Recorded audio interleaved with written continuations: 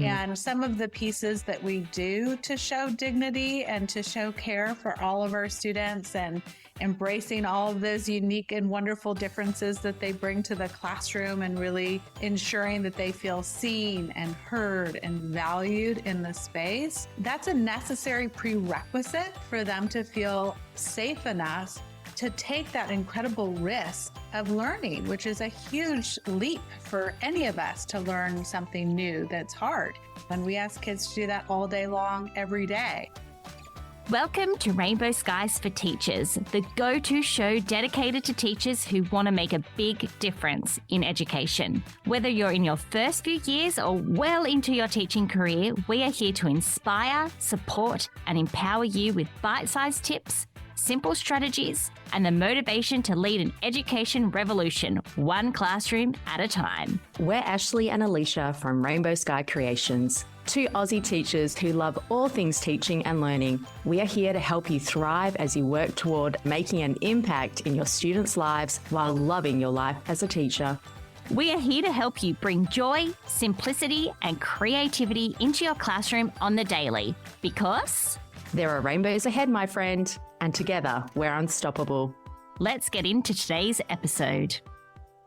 Rainbow Sky Creations acknowledge the traditional owners of the land that we record this podcast on, the Dharawal and Whadjuk Noongar people. We pay our respects to their elders past and present and extend that respect to all Aboriginal and Torres Strait Islander cultures.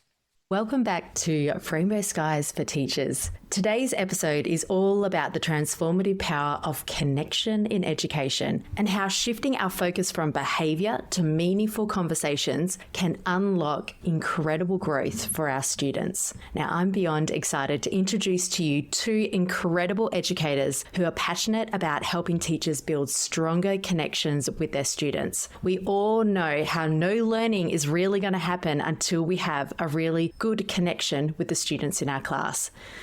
So I'm going to be chatting to Erika and Tiffany Byrne. Now, Erika is a seasoned educator and superintendent with a heart for helping every student reach their potential. And Tiffany Burns, with her experience as a teacher, principal, and mentor, is dedicated to growing the connected communicator movement. Together, they've written an amazing book called Connecting Through Conversation, a playbook for talking with students. It's a guide for fostering meaningful relationships in classrooms. So if you've been looking for a formula or just some simple phrases you could use in your classroom to start building a better connection, then you're going to want to listen to this episode. Get ready, and here's Erika and Tiffany. Welcome to Rainbow Skies for Teachers, and I've got two fabulous guests with me today. And if you've listened to the intro, you know a bit about them, but I've got the amazing Erika and Tiffany here. Welcome, ladies. Thank you so much. It's great to be here. Thank you. Thank you. So before we dive into today's discussion, could you tell us a bit about how the dynamic duo of Erika and Tiffany came about? Okay, so Erika and I met in our administrative licensure program about 14 years ago. And so we were both in this program together. We both wanted to become administrators in Oregon. And we had this awesome professor. He had us do all these different projects together, and he always had us partner up. I decided very early on that Erika was the smartest person in the room. And so I forced her to be my friend. She was the best question asker. She was the one who got us to always think about it a little bit differently, get outside the box and reconsider. And that is not why we became friends, because we both had such a shared value around education, and we collaborated so well, and we really had the same reason we were going into it. Sorry to interrupt you, but I just had to set the record straight. I was certainly not the smartest. That's why I wanted to go first, because I wanted to be able to share. So we did that program together, and what we realized is we really liked writing together. So we said, at some point, we should write a book together. That would be so fun. And then we were lucky enough to be hired in the same district as administrators together in Southern Oregon. And it is not super easy to be an educator, and it's not super easy to be an administrator. And so we just became these work besties, where she was my person that I knew was confidential, that I could call and talk over things with. And that has been going on now for about a decade and a half. Because you ladies have quite a resume, like 20 years each in the education and maybe a bit more in the education system. So when you find, as we say over here in Aussie, your marigold, that teacher that you just know has got your back, you've got the same values. And it sounds like you found what Ashley and I found.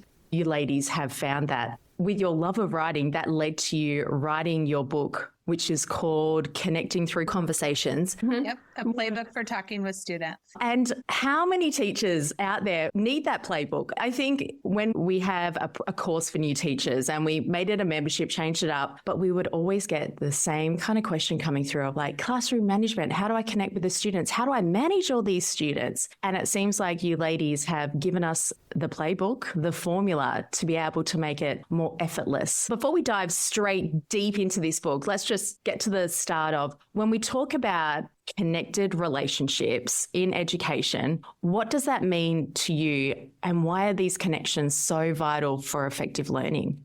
So we really believe strongly that at the very heart of education is connection. And without it, it's really hard to move kids forward. And it's really hard to find joy in our work, if we're being really honest. So educators get into this field because they love kids. We 100% believe that because there's just really no other reason to do it, right? You have to do it out of a true, deep love for kids. And when you can find that connection and that joy in that connection, and that student, that child starts to feel that connection, then you can make them open to learning in a way that isn't possible without it. And so we really wanted to think about, we know there's an art and a science to building connections, and many of us have that just innate natural ability to connect with kids. That's just something we do without really thinking about it. And yet, when we can break that down and really give some science behind why the things we do work, when we have some language and some really simple tips and tricks for those folks who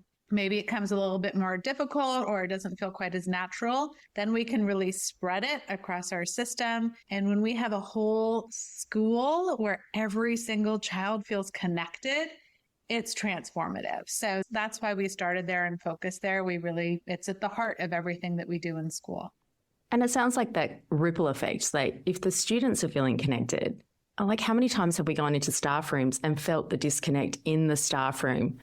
And that if you've got it starting with that teacher who starts with the students and they see that ripple effect and the teachers are feeling connected, I feel like I taught at 6 schools when I was teaching, and there was only one school where I really felt that everybody, like the teachers were connected and the dynamic and the school community was completely different to what I've ever experienced.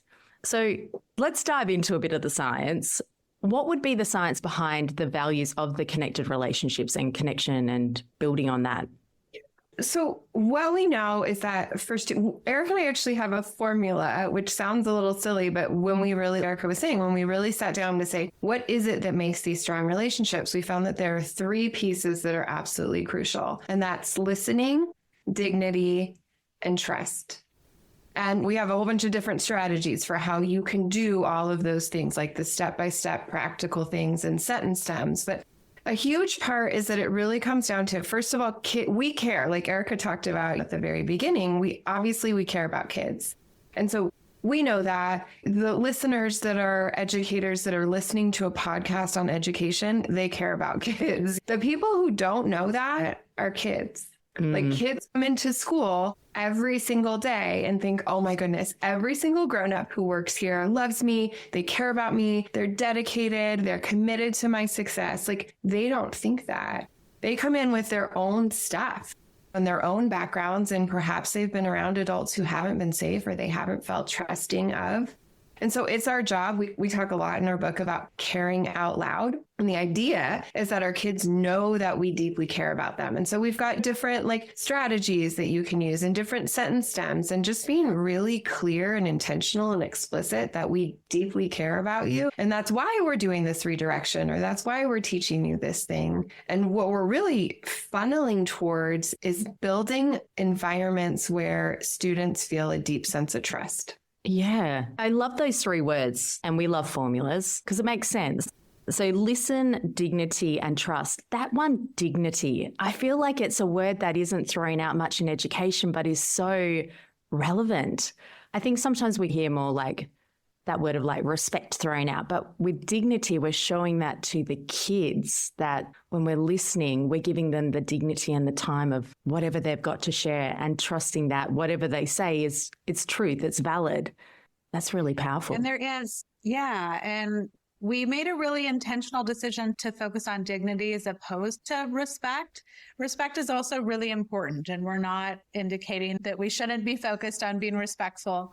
At the same time, dignity is something that every single human gets just because they're human. Mm-hmm. And some of the pieces that we do to show dignity and to show care for all of our students, and embracing all of those unique and wonderful differences that they bring to the classroom, and really ensuring that they feel seen and heard and valued in the space, that's a necessary prerequisite for them to feel safe enough to take that incredible risk of learning, which is a huge leap for any of us to learn something new that's hard. And we ask kids to do that all day long, every day. And so they have to be in an environment that they know is safe enough, and that they are going to be treated with dignity, and their classmates are going to be treated with dignity, and their caregivers are going to be spoken to with dignity. And it has to be pervasive in just how we do business at school and in life, really. I feel like it's an underrated word that needs to come back into people's vocabulary. It's really powerful. I'm just thinking of my youngest just started at kindy, and I can just see that her feeling those elements of listened, dignity and trust, she's really starting to shine. And she came home and spouted so much stuff about spiders yesterday, and you can see just the little light bulb moments, but I know that wouldn't be happening if she didn't feel safe in that environment. So much pressure on educators in so many facets. Right? Yeah. And it's something too that we take for granted. Like Eric and I, when we were writing this book, we spent a lot of time thinking about what are the things that we just do innately, and what are the things that are just, we feel like, oh, well, that's obvious. And this idea that kids have to trust us to learn from us, that seems so obvious. And yet when you really think about it, the amount of risk that a student takes to just learn something new is enormous, because it is a scary thing to raise your hand and say, I don't get it, or that doesn't make sense to me, or can you explain that again, or even to just ask a question. The other part, a huge part of learning, is making mistakes and learning from those mistakes. And as educators, that's our whole job, right? Like our whole job is we teach kids, and this is what we do, and we teach and they learn. And so we take for granted and we forget how scary it is for kids to do that themselves. And like we ask people, think about, when was the last time that you learned something new, and not like a new factoid, but like a new skill? And then think about having to do that with 30 other sets of eyes staring at you. We ask kids to do this publicly, and we're like, that's how it is. We did it. You can do it. That's really confronting. And as you become older, and even if you go back to studying, the trust that you put, and when you a mature age student, even going back into university, it is really confronting. That's what I did. I went back in my mid-20s to study, and I was like, oh gosh, good thing I actually want to be here, because this would be really hard work if I didn't want to be here. And I think that's the case sometimes in your classrooms. You've got a bunch of kids who are like, I got better places I'd like to be, or places that make me feel safer, or a smaller group of people that make me feel more comfortable. So Your book, Connecting Through Conversation, provides that playbook for talking with students. So let's dig a bit deeper on what inspired you to focus on conversations as a cornerstone for building these relationships, because we know without the cornerstone, that whole structure crumbles. How are these conversations helping with that? So we love the fact that every single interaction we have with a student gives us the opportunity to build connection.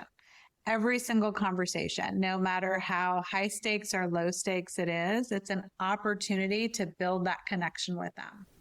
On the flip side of that, it also can break connection. So we have to be really intentional and careful about the words that we choose and how we're delivering that message. And what we've seen is the words of an educator stay with us for the rest of our lives sometimes. And it can be something that when the teacher said it, or when the educator said it, it was just an offhand thing that they forgot about 2 minutes later. And here I am I'm not young anymore, but I can still remember things that my kindergarten teacher said to me. And so we have to think about those conversations, those interactions, every time we're communicating with our students, we have this tremendous opportunity and responsibility to make sure that we're using that power for good and that we're building a connection that, again, is going to help them learn and grow and thrive. I guess it's like you said, that's through that conversation, you're showing them that you're caring out loud. Yeah. And I honestly get flashbacks to things I said to kids when I was teaching. And I know that you grow, you learn, you become better, and you try and not do the same mistake and do better next time. So if there are any educators listening right now and go, oh my God, I did the worst thing last week, just know that each day is a fresh start, and know that you can get your hands on this book and get the right phrases and formulas to help you be the best teacher at listening, showing dignity, and building trust. Oh. Yeah. And there's no shame or blame, right? It really is, every day is a new day. And in the same way that we're not going to hang on to something a student did yesterday, when we mess up as grownups, which we will, like, we are human people and we are going to mess up, we actually talk about how powerful it is for an adult to apologize to a child and what that can look like in a way that can actually take what started as an error or something you wish you hadn't done, and you can use that apology to make the connection even stronger than it might have been otherwise. Yeah. I remember a catchphrase I was told myself, the kid's not giving me a hard time, but they're having a hard time. So how can teachers shift from reacting to behavior to understanding the message behind it? Got any tips on that one? Yeah. So we have a couple. I love that you said that. They're not giving me a hard time. They're having a hard time. I love that. We talk a lot about, in education, you'll hear the word a lot, attention seeking.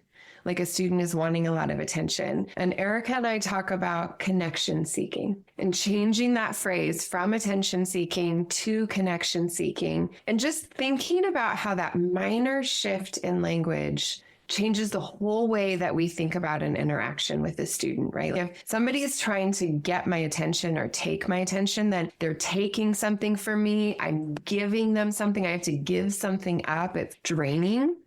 But if I shift it and think about their connection seeking, then it feels like, oh, they want to connect with me. That's so much more mutually reciprocal, right? Like we're together co-creating this situation. And it just shifts the way I think about my interaction with a student. Erika, do you want to talk about behavior? Is that the one you? Yeah. So one of the things we really focus on for both any time that we stand up in front of educators is just remembering that a student's behavior is what they do. It's not who they are. And it's so critical that we separate those things out, because it's so easy as an educator to go to a headspace that's really limited, or like a closed mindset of, oh, this is you can't see my hands, but like, bad kid, I'm putting air quotes, right? We would not say that, but we can sometimes get in that headspace. That's a really hopeless place to be as an educator, because then you're just living with bad behavior and there's nothing you can do about it. You can't shift it or influence it. It's even more important, though, that our students understand that this is just a thing they did. Just like it's important for a teacher to know this is just a thing they did. I can build up skills. We can work together. I'm a teacher. That's what I do. We're going to make sure they know how to fill this skill set next time. And we really want students to understand that as well, because it is so much easier to change what we do than who we are. And so we really try to support teachers in having conversations with kids that help frame that. So like we have a quick little trick that we do anytime, almost every time we're having a behavioral conversation with a kid, we use this technique. It's called the Care Out Loud Behavioral Approach, COLBA. And essentially it's going to be something like, I know you are a super awesome kid. Sometimes even super awesome kids make mistakes. The important thing to do when we make a mistake is take responsibility and own up. And you can put in a kid with a lot of integrity. You're someone who's really kind. You're someone who wants to be a good friend, whatever it is. And what that does is it both helps the student see, oh, I'm still a good kid. I'm still a good person. I'm going to make the right decision next time. So it separates that out. And it has the added bonus of letting them know, I still care about you. I love you. And there's nothing you can do about that. No matter what you do, I'm still going to care about you. And that kind of frees the student up. When you have a close connection with a kiddo, they sometimes don't want to disappoint you. So they will not tell you the whole truth right away. And so you're just opening that door to help them see, we made a mistake. We're going to work through it together. We have to take responsibility. We have to take accountability, but this isn't who you are. We're going to figure it out and do differently next time. Yeah, I love that. I'm trying to learn that at the moment. I feel like I'm relearning the whole element of it's what you do. It's not who you are. You made a boo-boo. I use it with my daughter at the moment of, you're a good kid having a hard time and I love you. Come on, we can work through this. And I'm like, if I'm starting this now, she's going to carry that. But I liked how you said that those kids that you have those really good connections with, they might not straight away tell you the whole truth. And nothing but the truth. And it's then peeling back those layers. But if they know in that situation that when they do tell you the truth, you're not going to be reactive and like super duper punish a teacher, and that you're going to use that, I assume you'd be quite paired up with elements of the restorative approach where like you talk it out. What could you be done better the next time? Listening to all sides of the story makes it so much more in your formula of listen, dignity, and trust. It all makes sense, ladies. Oh, I'm so glad. If they're hanging out in this place of shame, right? Like they're hanging out, they're like, this is what I did. This is who I am. I'm this horrible person.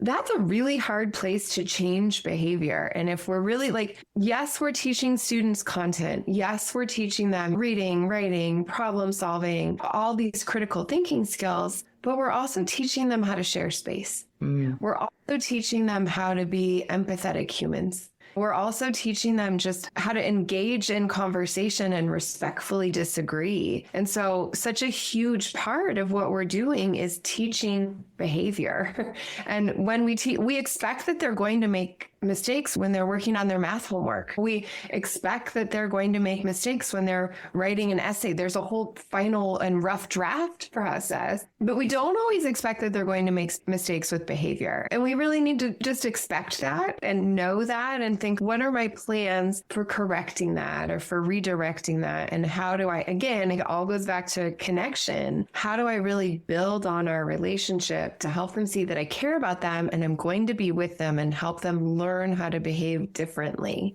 because I care and because they're worth it. Yeah, absolutely. So you take this model and you take it into your classroom of building these connected relationships.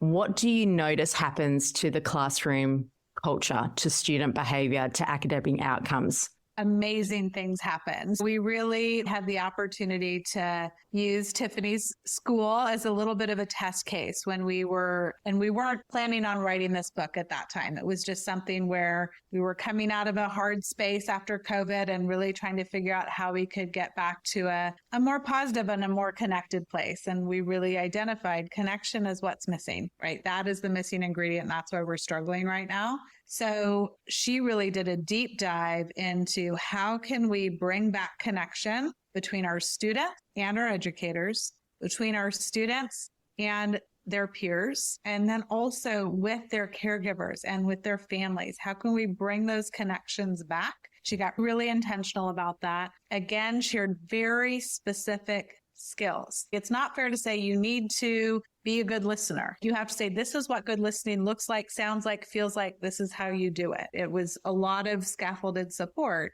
And when she did that deep dive, behavioral referrals came down 36%. Academic achievement really accelerated in both reading and math. Their academic outcomes were higher because they were in a more connected, trusting space. And when we can really do this across a classroom or even better across a school, transformative things happen with their academics because they're in a place and a space where they can learn. Yeah, it's transformative. The numbers speak for themselves. And the coolest thing too, I love data. I feel like that hurts so much. But what my favorite thing ever is when we'd have like substitutes or people that were visiting the school and they'd say, people love kids here. Like kids are just so loved. You can feel it. Like you were talking about, there was a school that you were at where you could just feel it. And that connection to kids, that celebrating kids, the culture itself feeling so just connected and cared for, it's palpable. And to me, that just brings such joy of going to work and kids going to school where you're like, oh, this is a really nice place to be. Yes. I got goosebumps when you're talking about that, because when you've had it and you've been in it, how infectious it is. If you could see these ladies' faces right now, they're lit up because they just know how powerful connected relationships are. And it's part of human survival. It's not about, we got to eat well, we got to exercise. But if you don't have a village, a community, you're not going to live as long on your own. So bringing that connectedness into the classroom, it's a game changer. So that's where we have teachers who are like, look, building relationships will take extra time, and teachers already have a full plate. So how can teachers integrate connection building into their daily routines without feeling overwhelmed? Do you have 1 or 2 tips that could help start to transform their classroom? First, I would say we don't have time not to build these relationships, because they're going to save you so much time down the road. If you can do these preventative pieces up front and build those relationships, the amount of time you're going to spend responding to student behavior, responding to things that don't feel good, that we don't want to do,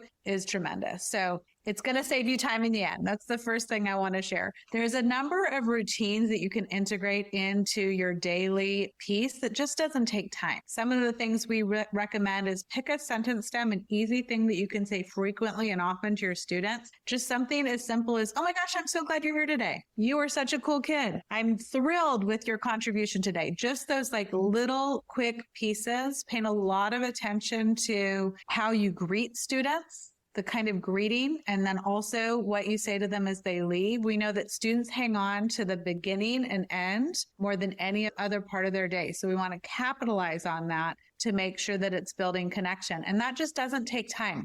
That's just standing at the door. Hi, but we're not recommend, if you want to do it, that's great. But we're not saying like those YouTube videos with all those fancy handshakes and all that. We're just saying, it's so good to see you, and use the student's name in that interaction, and it can make a tremendous difference. The other thing that's really easy, takes very little time, is have someone in your school knows how to do this. Print off address labels for all of your students at the start of the year, slap them on some postcards, take 2 minutes each day and write something positive that you can mail home. Don't get mail anymore, and that will live on their refrigerator forever. You can even use that when you're working with a student on a challenge they've been having. Maybe they've been struggling with attendance. That might not be a problem where you all are, but we're really struggling with school attendance here. And if they've been struggling and all of a sudden you're noticing an increase, send a postcard home. Say, oh my gosh, Johnny's been getting here more often. Johnny's so proud of you. Way to go. And you send that home. The caregiver puts that on their refrigerator, and that can help get them to school every day. Oh, look, Miss Tiffany really wants you to be at school. Look what she noticed. So send those postcards. It just takes a minute. When I was a building leader, we would print them for the school, and they would just be out at the start of staff meetings. It was the only multitasking I allowed. People could be writing their postcards as we were doing our meetings. So those simple, easy routines that don't take a ton of time are going to save you a tremendous amount of time and energy down the road, because you have those relationships. Yeah, the power of a postcard, tactile. My 4.5-year-old is so into postcards. I have to print out all these templates, and she's delivering them to all our neighbours. And you see their faces light up when they say, thanks, Lena, for my postcard. I love that.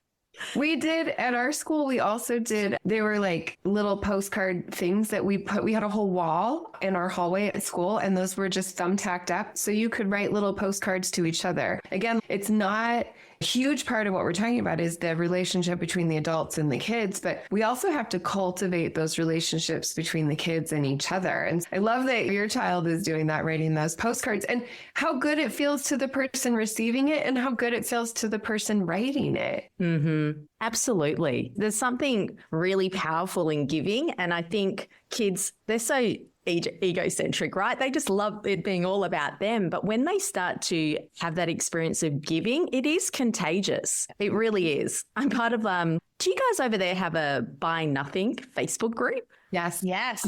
Yes. I'm addicted to that. Like, it's to the point where my husband's, what are you getting rid of now? I'm like, but we don't need it, and somebody else might. And it's going to make them so happy. So much so that we had all this leftover champagne wedged in the corner of our kitchen cupboard that had been sitting there for 7 years. I'm like, you don't drink champagne. I don't drink champagne. I don't even know if that champagne's okay. And I've gone and put it on the buy nothing page. And next thing, there's all these messages going, I've got a 40th, I've got a 50th. This would be so great. I'm like, oh, I feel so good because I know someone's going to get real value out of this that I wouldn't. Yeah. Ladies, it has been an absolute pleasure chatting to you. If our listeners wanted to connect with you, how can they reach out? I think you've done a wonderful job talking with us. But just this idea that at the very heart of education is connection. And we would love to be able to stay connected with your listeners. So they can find us on our website, www.connectingthroughconversation.com. We just came out with this on Valentine's Day and I'm so excited. I really geek out. If you could see me, I'm like wiggling in my chair. Giddy in the chair.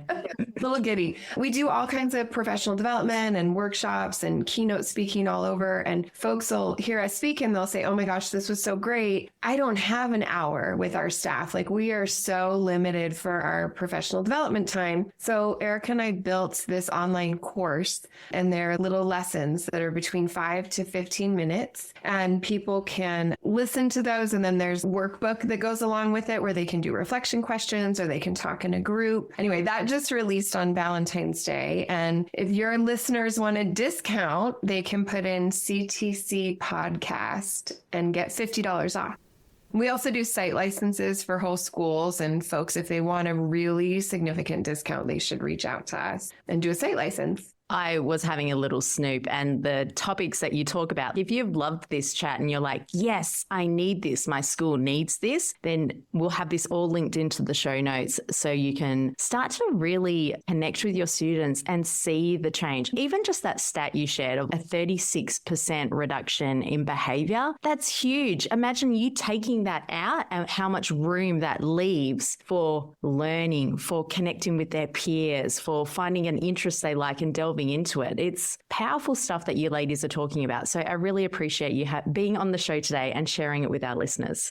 And can I just say, I want to thank your listeners. They are doing such an incredibly hard, wonderful job. We know what it is to be an educator, been practitioners for over 20 years, and it is amazing work. I wouldn't choose anything different. It's hard work, but it's really hard work. And so anything that we can do to make things a little bit easier, we want to share with folks. So thank you to every single person out there supporting our kiddos. Thank you, ladies, again for being on the show. Thank you. Thank you. Wow, I really enjoyed that chat with Erika and Tiffany. It really was an inspiring conversation and one I feel that has so much potential to change teachers' attitudes to the emphasis on how important connection building is in the classroom. Just alone, the statistics that Tiffany shared of the improvement in behaviour management needing to be implemented and pushed up to the principal and that reducing by over a third. Like even that speaks for itself. And we know when we've got better behaviour, better engagement, that's helping with academic achievements and that drive and that want to learn. I could certainly hear from Erika and Tiffany their passion for fostering meaningful relationships and shifting that focus from behaviour to connection. It's such a gift that educators have the ability to impart into the students in their classroom. So I know you're going to be walking away with some actionable ideas and going to have a look at their website to get some more information and just some really practical ideas to help allow you to better connect with the students in your classroom. Everything's been linked in the show notes. That code for a discount for that course is available there for you too. And until next time, there are rainbows ahead, my friend, and together we're unstoppable.